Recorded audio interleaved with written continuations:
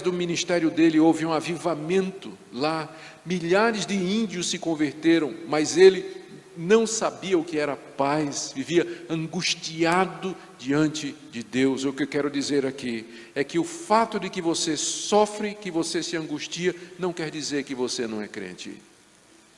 E está errada essa teologia que diz que a maior prova de que você é crente é que tudo dá certo na sua vida, e que você é feliz e que você experimenta alegria, paraíso e felicidade o tempo todo. Isso não é verdade. Isso não é verdade.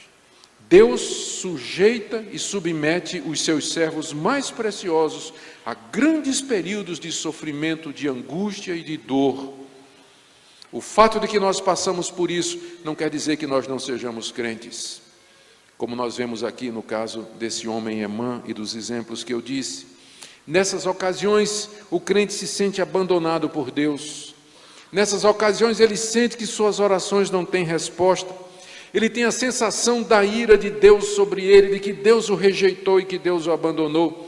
Ele pensa que vai morrer e ser condenado como os ímpios, porque não sente o favor de Deus. Ele sente que os seus inimigos estão ganhando dele. Ele sente falta de confortos terrenos. Às vezes ele perde a saúde, perde os bens materiais. Às vezes ele perde a companhia da esposa, do marido, dos filhos, da família, dos amigos, se sente só. Isso pode acontecer com quem é crente e pode acontecer com quem é crente fiel, como Emã, sábio, vidente, cantor no templo, levita, compositor, homem de Deus. Mas desde a mocidade ele sofria. Então não se deixe enganar por essa teologia falsa que é pregada aí. Deus nunca nos prometeu um caminho tranquilo. Ele prometeu uma chegada certa, mas não prometeu um caminho tranquilo. Então não se deixe enganar por essa falsa teologia. Não desperdice o seu sofrimento. Ele tem um propósito, ele tem um objetivo na sua vida. E não faça do Evangelho um atalho para resolver os seus problemas pessoais, porque Deus não nos promete isso. Deus não nos promete isso. Segunda lição que nós tiramos aqui desse salmo é que esses períodos, eles podem durar pouco ou podem durar uma vida toda. No caso do autor aqui, Emã, desde a sua mocidade. Eu já mencionei William Cowper. Eu fico pensando nos pais que têm filhos problemáticos, ou filhos deficientes, filhos com problemas mentais. Eles vão sofrer a vida toda, porque cuidar de filhos assim não é fácil. Situações de doença crônicas que não têm solução. Cuidar de uma mãe ou de um pai, de pais que estão no estado terminal, mas que não termina nunca. Anos e anos, você impedido de se desenvolver, de ter o seu próprio trabalho, fazer a sua vontade, porque você tem que cuidar de uma pessoa, dedicar sua vida àquela pessoa. Tem tanta gente sofrendo, gente, nesse mundo. E o crente não é exceção, não. Ele não é exceção, não. Às vezes Deus permite mesmo a cruz na sua vida e na minha. Ele permite isso. Por que Ele faz isso? A gente pode imaginar algumas coisas. Por que Deus permite isso? A primeira delas é para ensinar que o céu não é aqui.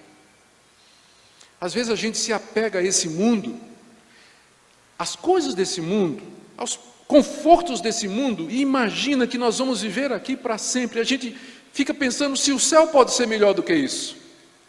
Então estas coisas acontecem para Deus dizer: o céu não é aqui.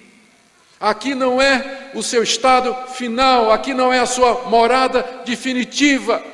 Ele faz isso para desapegar o nosso coração desse mundo e nos fazer ansiar pelo novo céu e pela nova terra, onde habita a justiça e a verdadeira paz. Essas coisas acontecem em segundo lugar, para mostrar quão frágeis nós somos. Quão frágeis nós somos. Hoje está tudo bem, amanhã pode haver uma reviravolta, tudo pode mudar. E tudo isso então vem para nos ensinar a depender de Deus, que a nossa alegria, o nosso conforto estão em Deus e nele somente. Porque se nós colocamos a nossa paz, o nosso conforto, a nossa alegria em coisas desta vida, estas coisas mudam, passam, adoecem, envelhecem, enferrujam e perdem o prazo de validade. Mas não, Deus, Ele é a nossa confiança constante, o Senhor Jesus é a nossa fonte de alegria e gozo perpétuos. Deus faz isso para que nós nos lembremos de que fomos feitos para Deus e que Ele é a fonte da nossa alegria. Deus faz isso para lembrar-nos os terríveis estragos causados pelo pecado de Adão. Deus faz isso para lembrar que o pecado é coisa séria. Foi o pecado que nos trouxe essa situação. Não me refiro ao pecado individual específico, mas o pecado que caracteriza a raça humana. Quando Adão e Eva pecaram, Deus expulsou-os do paraíso. E nós vivemos fora do paraíso. O paraíso era o local da presença de Deus, da bênção de Deus, da paz, da prosperidade, da alegria, do gozo e da esperança. Nós hoje vivemos fora do paraíso, onde há espinhos e abrolhos. Maldita é a terra por tua causa, com dor tu tirarás dela o teu sustento todos os dias da tua vida, com dor darás à luz filhos, e eles nos causam dor não somente na hora de nascer, mas durante a vida toda. Sempre nós estamos preocupados com os filhos. Podemos ter 80 anos e o filho 50. E a gente se angustia com eles da mesma forma, se preocupa com eles, com o sofrimento deles. Quando não são os filhos, são os netos. Com dores darás à luz filhos. Vivemos fora do paraíso, e essas coisas vêm para nos lembrar o quanto nós precisamos de Deus e como o céu é maravilhoso.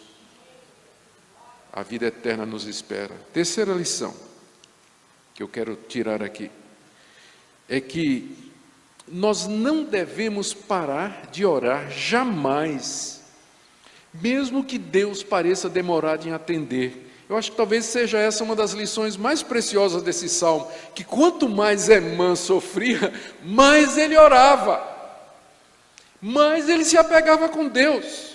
E às vezes o sofrimento vem para isso mesmo, porque quando tudo está bem, a gente esquece de orar.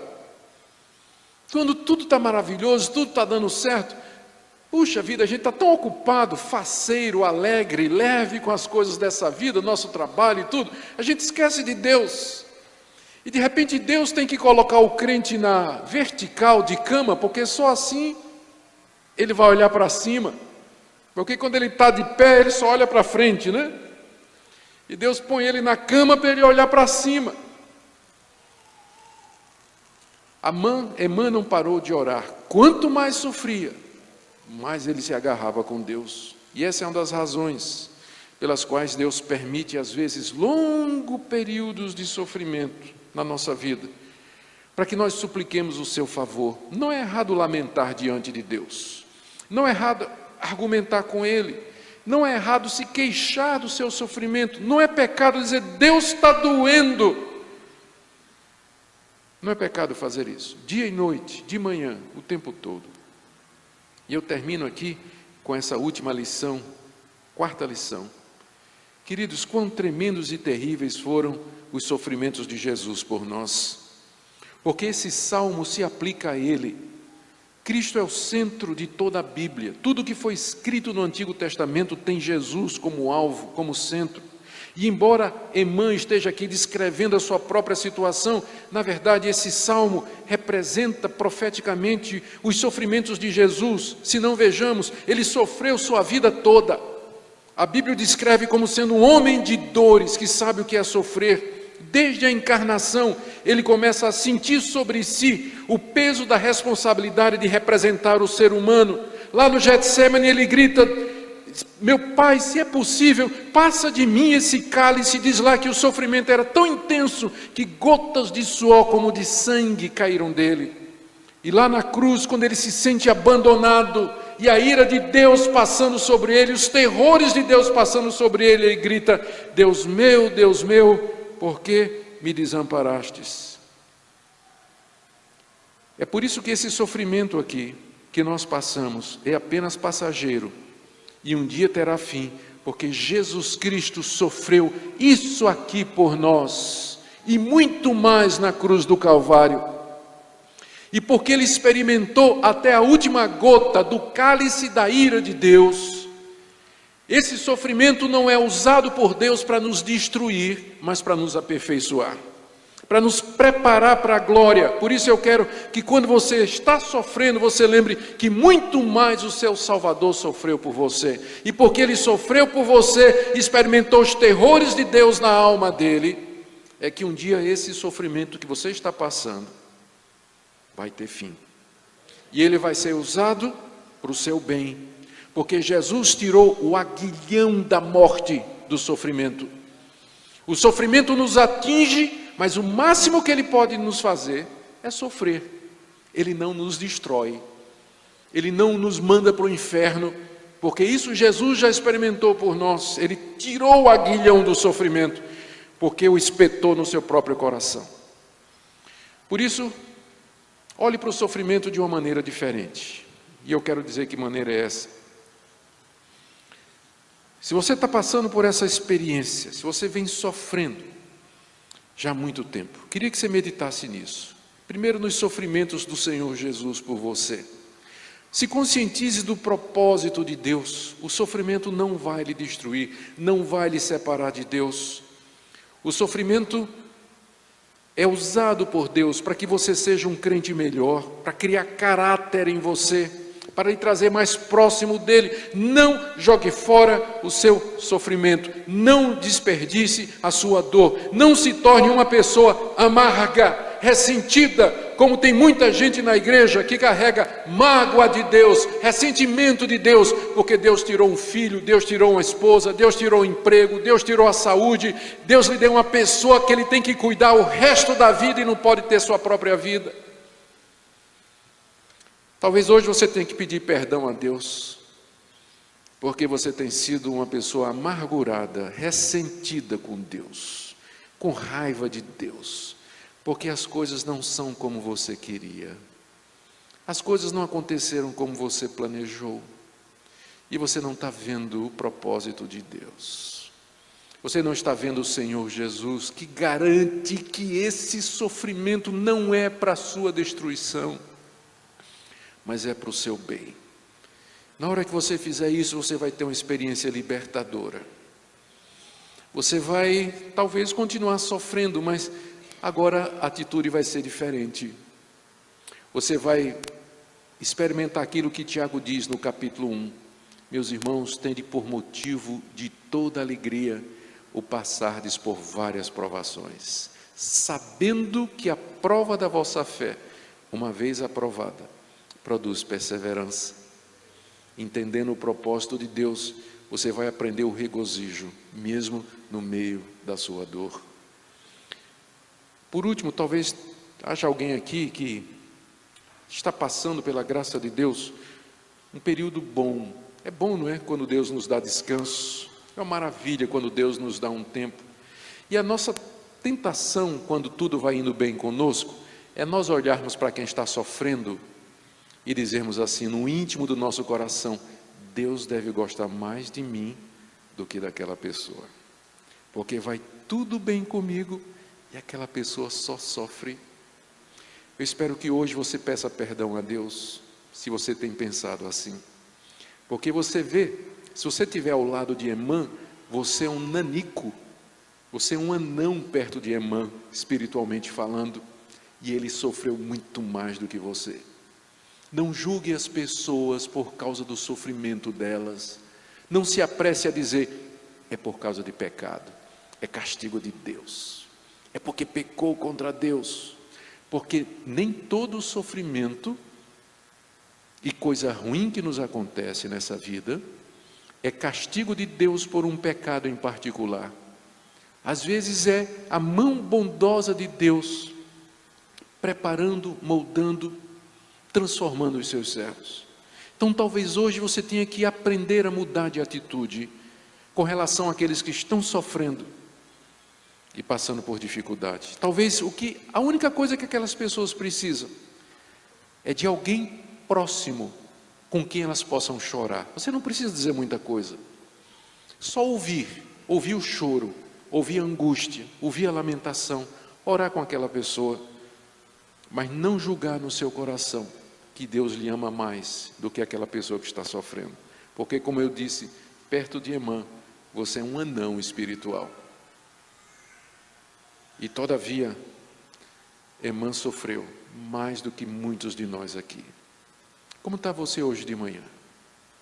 Eu queria que hoje de manhã você passasse a olhar o sofrimento de uma outra perspectiva, e que você visse nele o propósito de Deus, e que você visse que o fato de que você sofre não quer dizer que você não seja de Deus, não quer dizer que Deus não lhe ame. Eu queria que você valorizasse mais o sofrimento de Jesus, e que você entendesse que por causa dele, o sofrimento não vai lhe afastar de Deus, não vai lhe destruir e não vai lhe mandar para o inferno. Ao contrário, se tornará numa carruagem de Deus para lhe levar mais próximo das alturas, mais próximo dele. Amém?